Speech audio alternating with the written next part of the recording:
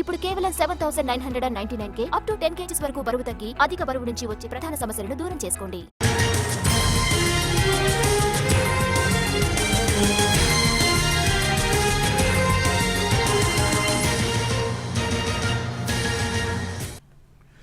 TDP Janasena పొత్తు వ్యవహారంలో కీలక పరిణామాలు చోటు చేసుకున్నాయి. పొత్తులపై పవన్ కళ్యాణ్ కీలక వ్యాఖ్యలు చేశారు.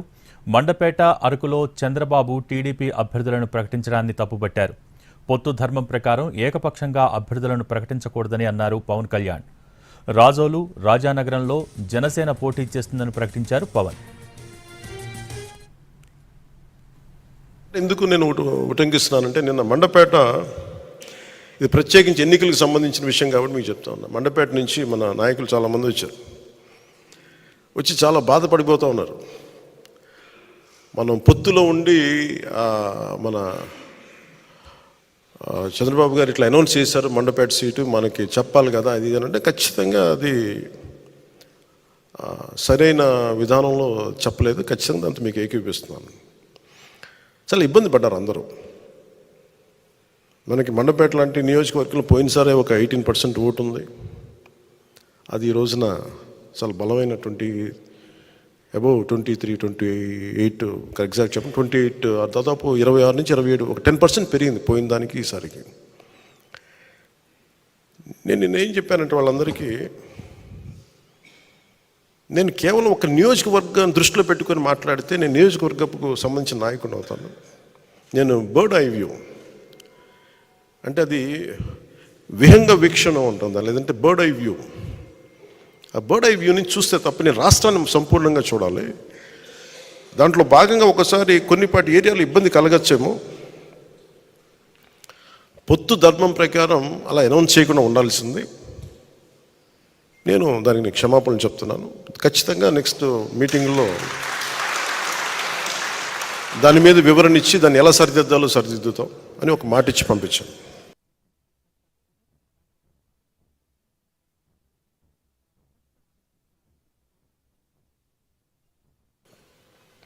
ఈ మాట ఎందుకు నేను ఉటంకిస్తున్నానంటే, నిన్న మండపేట, ఇది ప్రత్యేకించి ఎన్నికలకు సంబంధించిన విషయం కాబట్టి మీకు చెప్తా ఉన్నా. మండపేట నుంచి మన నాయకులు చాలామంది వచ్చి చాలా బాధపడిపోతూ ఉన్నారు.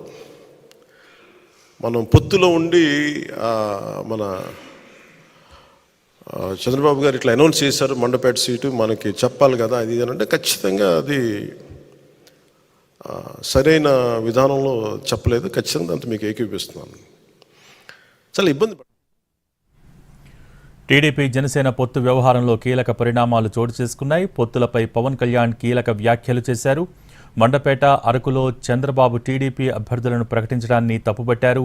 పొత్తు ధర్మం ప్రకారం ఏకపక్షంగా అభ్యర్థులను ప్రకటించకూడదని అన్నారు పవన్ కళ్యాణ్. బలం ఇచ్చేవాళ్లం అవుతున్నాం కానీ తీసుకునే వాళ్ళం కాలేకపోతున్నామన్నారు. ఒంటరిగా పోటీ చేస్తే కొన్ని సీట్లు వస్తాయి కానీ అధికారంలోకి వస్తామో లేదో తెలియదన్నారు పవన్.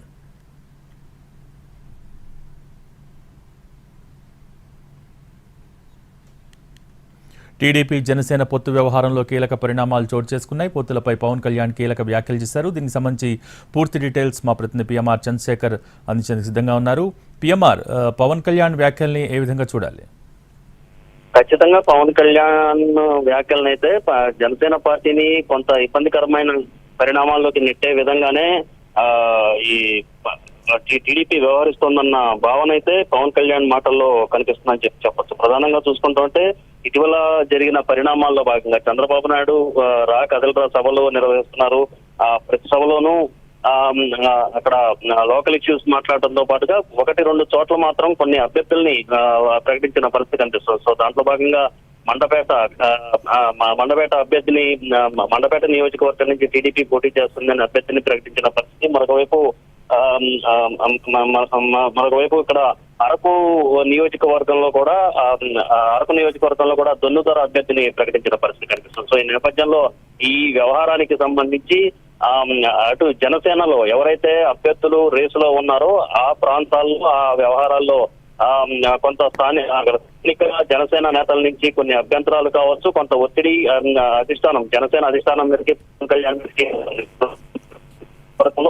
గత ఎన్నికల్లో 18% ఓట్లు సాధించామనే భావన ఉన్న క్రమంలో అక్కడి నుంచి ఆ నియోజకవర్గం నుంచి జనసేన పోటీ చేస్తే ఖచ్చితంగా గెలుస్తామన్న ధీమా, అక్కడ నుంచి పోటీ చేయాలన్న ఆశావాహులు పెద్ద ఎత్తున జనసేనలో కనిపిస్తుంది. లీలా కృష్ణ కావచ్చు, ఇంకొంతమంది నేతలు అక్కడి నుంచి పోటీ చేయాలని అధినాయకత్వాన్ని కోరుతున్న ఈ నేపథ్యంలో కదలరా సభకు వచ్చిన చంద్రబాబు నాయుడు మండపేటలో వేగుడు జోగేశ్వరరావు పేరును ప్రకటించడం అనేది కొంత కీలకమైన చర్చనీయాంశంగా మారిన పరిస్థితి కనిపిస్తుంది. సో ఈ నేపథ్యంలో నిన్న పవన్ కళ్యాణ్ మండపేట నియోజకవర్గానికి సంబంధించిన నేతలు కలిసిన పరిస్థితి ఉంది. సో చంద్రబాబు నాయుడు ఇలా ప్రకటించుకుంటూ పోతా ఉంటే ఉన్నప్పుడు ఇది దుష్కర్మాన్ని పాటించడం లేదు. ఒక మండపేటే కాకుండా అరకు నియోజకవర్గంలో కూడా ఇలాగ ప్రకటనలు చేశారు. అలాగే లోకేష్ కూడా గతంలో ఈ సీఎం సీట్ గురించి కామెంట్లు చేసిన పరిస్థితి ఉంది. కాబట్టి ఊరుకుంటే ఇలా చూస్తూ ఊరుకుంటే లాభం లేదు అన్న అభిప్రాయాన్ని పవన్ కళ్యాణ్ వద్ద వ్యక్తీకరించినట్టుగా స్వయంగా పవన్ కళ్యాణ్ చెప్పిన పరిస్థితి కనిపిస్తుంది. సో ఈ నేపథ్యంలో వాళ్ళు 2 స్థానాలు ప్రకటించారు కాబట్టి తాము కూడా 2 స్థానాలను ప్రకటిస్తామని రాజోలు అలాగే ఇంకొక నియోజకవర్గాన్ని ప్రకటించిన పరిస్థితి కనిపిస్తోంది. సో ఈ నేపథ్యంలో ఇది కొంత అంటే ఒక విధంగా తెలుగుదేశం పార్టీకి ఒక చిన్నపాటి వార్నింగ్ లాగానే పవన్ కళ్యాణ్ ఇచ్చారని చెప్పొచ్చు. అక్కడ 2 సీట్లు ప్రకటించారు కాబట్టి ఇటువైపు నుంచి కూడా రాజోలు, రాజానగరం ఈ 2 స్థానాల్లో తాము కూడా పోటీ చేస్తామని చెప్పడం అనేది కొంత కీలకమైన పరిణామంగానే మనం చూడాల్సి వస్తుంది. సీట్ల ఖరారుకు సంబంధించి ఎవరెవరు ఏ స్థానాల్లో పోటీ చేస్తారన్న అంశానికి సంబంధించి ఇంకా పూర్తిగా అధికారిక ప్రకటన కావచ్చు. ఇదంతా కూడా 2 పార్టీల మధ్య, 2 పార్టీలకు సంబంధించిన అధినేతల మధ్య ఇంకా ఈ చర్చలు కొనసాగుతున్న నేపథ్యంలో ఒకవైపు టీడీపీ అధినేత బహిరంగ సభల్లో పాల్గొంటూ ఈ రకంగా ప్రకటించడం అనేది సరైన విధానం కాదు అన్న అభిప్రాయం జనసేన నేతల్లో వ్యక్తమవుతున్న నేపథ్యంలో దానికి టీడీపీ మిత్రపక్షంలో ఉన్నప్పటికీ టీడీపీకి ఒక విధమైన కౌంటర్ ఇచ్చేలాగానే జనసేన అధినేత పవన్ కళ్యాణ్ అటు రాజోలు, రాజానగరం ఈ 2 నియోజకవర్గాలకు సంబంధించి తాము పోటీ చేస్తామని ప్రకటన చేయడం ద్వారా తెలుగుదేశం పార్టీకి ఒకలాంటి హెచ్చరిక జారీ చేశారని చెప్పి మనం చెప్పొచ్చు. Okay, thank you PMR.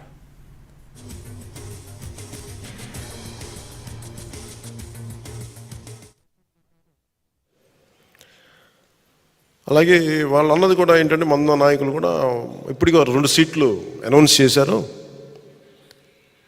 మరి ఇది పొత్తు ధర్మమేనా నన్ను అడిగితే అట్లా కొన్ని ప్రత్యేక పరిస్థితులు ఉంటాయి, వాళ్ళు కూడా మనం అర్థం చేసుకోవాలి కదా. 4 దశాబ్దాలు సుదీర్ఘ అనుకున్న వ్యక్తులు, ఒంటరిగా వాళ్ళ సొంత పార్టీ నడిపిన వ్యక్తులు, ఒక్కోసారి ఎట్లా ఉంటుందంటే పొత్తు ఆ సైజు వ్యక్తులకి ఒక ఇరుకు చొక్క అథారిటీకి దారేదులో చెప్తూ ఉంటాం.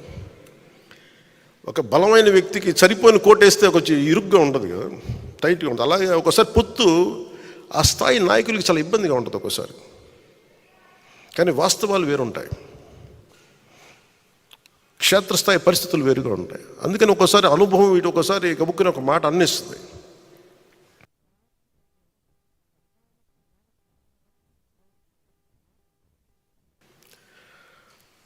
లోకేష్ గారు ఆ రోజు మా నాన్నగారు ముఖ్యమంత్రి ఎన్ని అన్నా కానీ ఇవన్నీ నేను ఎందుకు దాన్ని పెద్ద మనసుతో వదిలేస్తానంటే,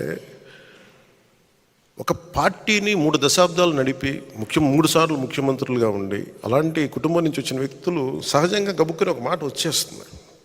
దాన్ని రాష్ట్ర ప్రయోజనాలను దృష్టిలో పెట్టుకొని జగన్ అనే వ్యక్తి ఇంకొకసారి వస్తే రాష్ట్రం అధోగతికి పాలవుతుంది అన్న ఒక్క ఆలోచన నన్ను చాలాసార్లు రెస్పాండ్ కానివ్వకుండా చేస్తుంది. వాళ్ళు అలా మాట్లాడారు కదా, మీరు ఇలా మాట్లాడచ్చు కదా అంటే అదే కదా తేడా అని చెప్తాను నేను. అంటే నేను చాలా ఆలోచించి, ఎందుకంటే ఒక పొత్తుని ఇబ్బందిగా గురి చేసి ఒక మాట మాట్లాడడం చాలా తేలిక. నేను అది ఈ రోజున మాటిస్తున్నాను. రిపబ్లిక్ డే రోజున ఎన్ని విపత్కరమైన పరిస్థితులు వచ్చినా జగన్ నడిపే ఈ ప్రభుత్వం 24లో మనకి కనిపించకూడదు.